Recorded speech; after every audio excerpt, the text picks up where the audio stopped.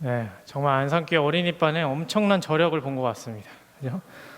모두가 코로나 때문에 성경학교를 미루고 있을 때 또 온라인으로 준비하셔서 한다는 것 자체가 정말 선생님들 많은 수고가 있으신 것 같고 정말 은혜로운 성경학교를 무사히 마친 것 같아서 너무나 기쁜 것 같습니다. 오늘은 5과 저희 함께 짧은 시간이지만 또 집중해서 핵심을 좀 파헤쳐 보도록 하겠습니다. 페이지 68페이지입니다. 68페이지.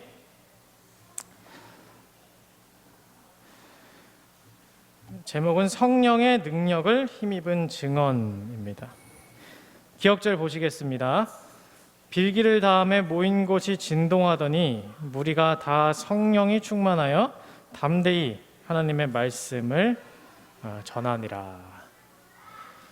우리가 이제 잠깐 이 성령 하나님께서 오신 배경을 본다면은 예수님께서 부활하신 후에 대략 한 40일 정도 제자들과 함께 시간을 보내십니다.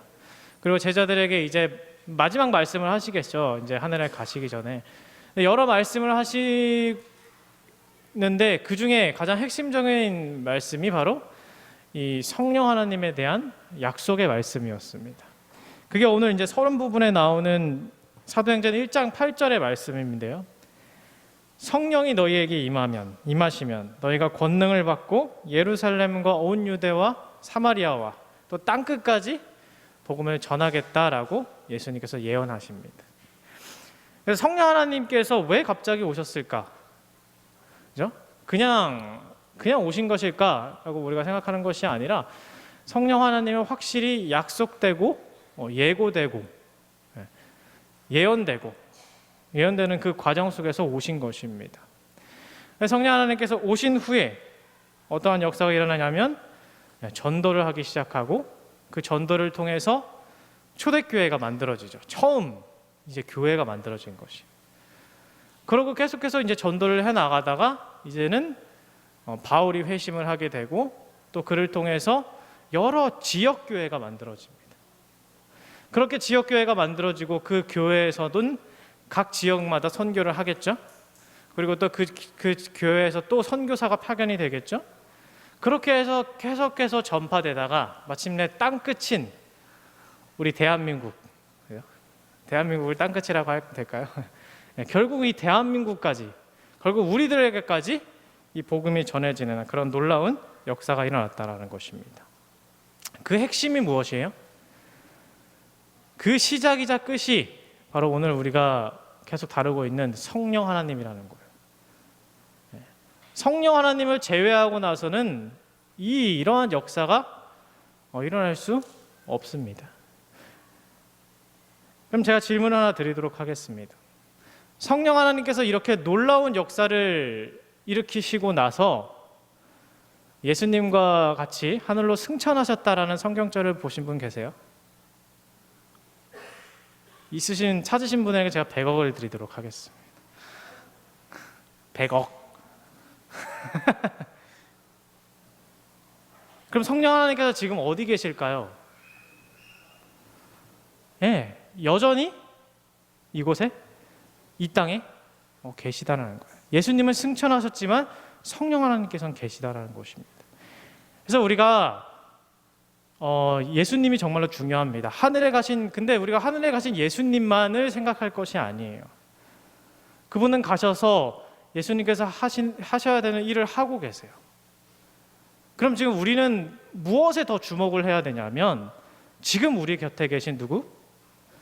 성령 하나님께 주목을 해야 합니다. 우리가 거기에 집중을 좀 할 필요가 있습니다. 또 이 성령 하나님께서 하시는 사역, 사명, 그리고 그분의 능력이 변했다라는 성경절을 찾으신 분 계세요? 한 번이라도 보신 분? 아무도 없으시죠? 그 말은 즉시 오늘도 동일하게 성령님께서는 계시고 동일하게 우리를 변화시켜 주시고 동일하게 우리에게 능력 주시고 우리로 하여금 전독해 하신다라는 거예요. 이 초대교회의 역사가 그냥 전설이 아니라, 그죠? 하루에 수천 명씩 구원을 받는 그런 일들이 전설이 아니라 현재에도 일어날 수 있는 성령의 역사 속에서 일어나는 그런 일이라는 사실을 우리가 확실히 인지할 필요가 있는 것입니다. 그럼 성령님께서는 무슨 일을 하실까요? 성령 하나님께서는 과연 무슨 일을 하실까? 우리가 이걸 좀 알 필요가 있겠죠. 예수님께서 성령 하나님에 대해서 이렇게 예언하실 때 어떤 표현을 하시냐면 또 다른 보혜사를 보내신다라고 하셨어요. 자신이 하늘로 가시고 또 다른 보혜사를 보낸다. 그 말은 뭐냐면 또 다른이라는 표현은 뭐예요? 예수님 자신도 뭐였다? 보혜사였다라는 거예요. 지금까지는 내가 보혜사였는데 이제는 내가 하늘로 올라가고 또 다른 보혜사인 성령 하나님을 주시겠다. 그러니까 바ton 터치를 하는 것이죠. 여러분들 어렸을 때 뭐 지금도 뭐 운동회 하면은 계주를 하시잖아요. 그죠? 처음에 열심히 뛴 사람이 두 번째 사람에게 뭘 줘요? 바ton 터치를 해요. 그럼 그 바ton 터치를 받은 사람이 이제부터는 뭐 멀리 뛰기를 하거나 뭐 장대 높이 뛰기를 하나요? 아니죠. 이 바ton을 받은 사람도 동일하게 또 그 결승 지점에 달려가는 것처럼 예수님의 사역과 성령 하나님의 사역이 어떻다요? 동일하다라는 거죠. 그러니까 성령 하나님의 사역도 예수님의 사역과 마찬가지로 우리를 구원하시고자 하시는, 구원하는 사역을 하시는 것입니다. 그래서 이제 페이지 70쪽에 이제 성령 하나님께 대해서 설명을 하면서 성령 하나님께서 오시면은 예수님에 대해 증언할 것이다라고 말하죠. 예수님께 대하여 증언할 것이다라는 말이 뭐예요? 그 예수님을 만나게 하고 그 예수님을 통해서 구원을 받게 하시겠다라는 말이고, 또 요한복음 16장 8절을 보면은 성령의 사명에 대해서 죄에 대하여, 의에 대하여, 심판에 대하여 세상을 책망하시겠다고. 이 모든 과정이 무엇을 위해 하시는 거예요? 우리를 구원하시고자 하나님께서는, 성령 하나님께서는 그러한 일들을 하신다라는 거예요. 그래서 예수님 시대에는 이 구원을 받기 원하는 사람들, 몸이 아픈 사람들, 죽어가는 사람들이 예수님과 접촉해서 구원을 받았어요. 문둥병자가 예수님과 접촉해서 예수님을 만나서 구원을 받았어요. 그리고 오늘 우리는 누구를 만나야 될까요? 우리 오늘은 성령 하나님을 통해서 구원을 받는 것입니다. 그 성령 하나님께서 예수님과 바ton 터치하셔서요, 이제는 예수님의 보혈을 가지고 우리를 구원하시는 일을 성령 하나님께서 하시는 거예요. 그래서 성령 하나님께서 어떠한 능력을 우리에게 발휘하시는가? 예수님께 병자가 나아가면 예수님이 그 병자를 치료하시고 그 죄를 용서하시고 그를 구원하신 것처럼, 우리가 성령 하나님을 만나게 되면, 성령 하나님의 강력한 임재를 느끼게 되면 어떻게 돼요? 먼저 우리가 회개와 회심의 경험을 하는 것이죠. 우리의 죄를 진정으로 회개하고, 그래서 우리가 성령의 침례라는 표현을 하는 것이 그 이유예요. 성령의 침례를 통해서 회개와 회심을 경험하고 거듭나는 거예요. 그죠? 구원을 경험하는 거예요. 그러면 그 구원받은 사람은 다음 어떻게 될까요? 거듭났다라고 했으니까 이제 갓 태어난 사람들은 뭐예요? 아기잖아요. 오늘 아이들 순서를 썼는데 노엘인가요? 누구죠? 아무튼 엄청 소리 지르는, 노엘이가 엄청 막 소리. 그걸 보면서 저는 나도 어렸을 때 저랬겠지. 그죠? 여러분들은 안 그러셨을까요? 네. 이 아이들이 뭘 해야 돼요? 이제는 태어난 지 얼마 안 된 아이들이 이제는 성장을 해야 되죠. 그죠? 성장을 해서 우리들의 나이쯤 되면은 내가 그때 왜 소리를 질렀을까 생각은 못 하겠지만 네. 이렇게 이제 성장을 하는 것입니다. 그래서 성령 하나님께서 뭘 하세요? 우리를 태어나게 하시고 우리를 성장시켜 주신다. 그 내용이 이제 이 페이지 73페이지의 영감의 말씀을 보면 나와 있습니다. 뭐라고 하냐면 성령께서 계속 역사하셔서 신자들은 은혜에서 은혜로, 능력에서 능력으로, 품성에서 품성으로 발전하게 된다. 그리하여 신자는 예수 그리스도의 장성한 분량에 이르기까지 영적 성장을 이룩함으로 그리스도의 형상을 담게 된다. 그러니까 하나님께서 우리의 마음에 임재하셔서 끊임없이 우리를 성장시켜서 결국은 어디까지 이르게 하신다는 거예요? 그리스도의 장성한 분량. 그렇죠? 결국은 그리스도의 품성을 이루는 것까지 성령님께서 하신다라는 것입니다. 그런 사람을 가지고 우리가 뭐라 그러냐면 성령 충만한 사람이라고 말하는 것이에요.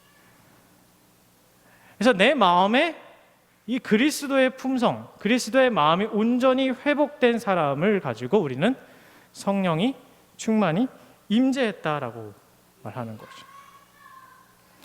그렇게 성령 충만한 사람이 이제 뭘 하면 되는 겁니까? 이제는 전도하기 시작하는 거예요. 성령 충만한 사람이 이제 성령을 나눠주기 위해서 그때에서 전도를 하기 시작하는 것입니다. 그래서 이제 초기 교회 사도들과 성도들이 전도를 한 것이죠. 여기서 다시 질문을 드리자면, 성령 하나님께서 일을 다 끝내시고 하늘로 가셨습니까? 아니죠.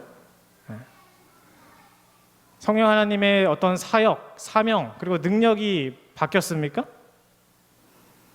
아니에요.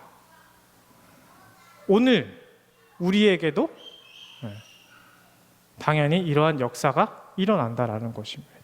그리고 마땅히 일어나야 된다라는 것이에요. 그럼 이제 우리가 질문한 마지막 질문은 이제 한 가지죠. 어떻게 우리가 성령 충만함을 받을 수 있을까? 우리가 어떻게 예수 그리스도의 품성을 우리의 마음에 재현시킬 수 있을까?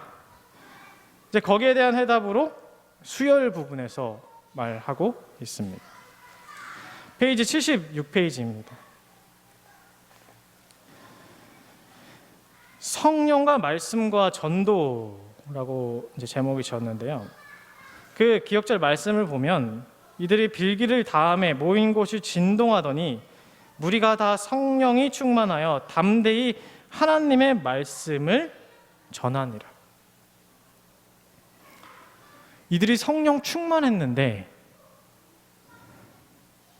그 다음에 결과가 어떻게 됐어요? 무엇을 전하게 돼요? 네, 자신의 말이 아니라 하나님의 말씀을 전하게 됐다는 거예요. 즉 다시 말해 성령이 임하시면, 나에게 충만히 임하시면 그것이 무엇과 같은 거냐면 하나님의 말씀이 나에게 충만히 있다라는 것과 같다라는 거예요. 왜 그럴까요? 왜 하나님의 말씀이 강력히 임하는 것, 그것이 왜 성령 충만한 것이 될까? 그것은 성경 말씀, 하나님의 말씀 또한 누구의 임재 가운데서 기록되었기 때문에요. 네, 성령 하나님의 임재 가운데서. 그러니까 이 말씀이 곧 하나님이시다라는 거예요. 이 말씀 안에, 그렇죠? 성경 말씀 안에 누가 임재하고 계시다? 성령 하나님께서 임재하고 계시다. 그래서 우리가 이 말씀을 통해 성령 충만해질 때, 그렇죠? 이 말씀이 나의 삶을 지배하고, 이 말씀이 내 생각을 변화시키고, 이 말씀이 나의 모든 것을 변화시킬 때, 그때가 무엇이냐면 성령이 충만할 때라는 것이에요. 성령이 충만할 때. 그럼 그 사람은 이제 어떻게 될까요? 그때 전도하기 시작하는 것입니다. 왜냐하면 그의 마음속에 예수님의 마음이 재현됐기 때문에, 예수님의 마음이 거하기 때문에 이제 그는 영혼에 대한 사랑이 생기는 거예요. 내가 저 사람을 구원하고 싶은 갈망이 생기는 거예요. 그 갈망이 있을 때 우리가 전도를 하는 것입니다. 거기에 성령님께서 또 함께 하셔서 능력을 더하시죠. 은사라 표현을 해요. 그래서 이렇게 놀라운 역사가 일어난 것이에요. 그럼 우리가 이제 질문을 해봐야 됩니다. 우리는 성령 충만한 상황인가? 제가 이제 목회 시험이 얼마 남지 않아서 아주 그냥 열심히 공부를 하고 있습니다. 제가 이제 오후에는 잠이 오고 막 졸렸기 때문에 이제 특별한 일이 없으면 이제 카페를 가요. 카페를 가면 이제 잠이 좀 덜 오고 공부에 집중할 수 있어서 이제 가서 공부를 하면 거기에 수많은 사람들이 지나와요. 와서 이야기도 하고 막 제가 그런 걸 다 듣고 하는데 제 마음속에 그들을 구원하고 싶은, 그들을 사랑하는 간절한 마음이 있었을까요? 없었을까요?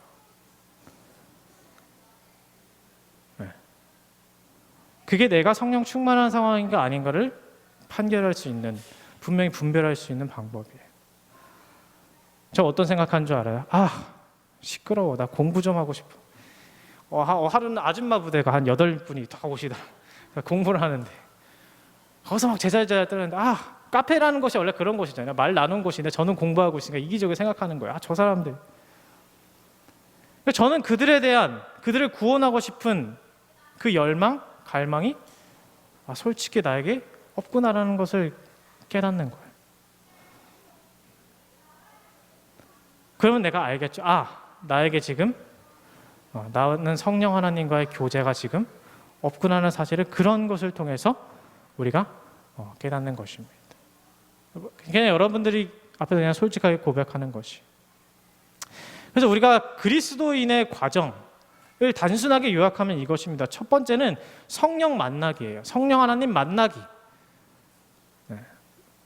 예전 사람들이 예수님을 만난 것처럼 우리는 성령 하나님을 만나요. 그리고 두 번째는 뭐냐면 구원받기. 성령 하나님을 통해서 구원을 받는 것입니다. 그리고 세 번째는 성장하기. 이제 성령 하나님께서 우리를 성장시켜 주세요. 그것이 단기간일 수도 있고요, 장기간일 수도 있어요.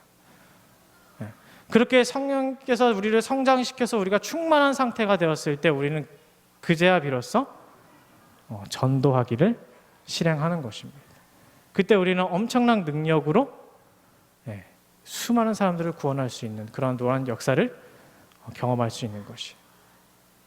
근데 우리의 상태를 진단해 보면 우리는 지금 어느 상황에 있는가? 구원받기와 성장하기 사이에서, 그죠?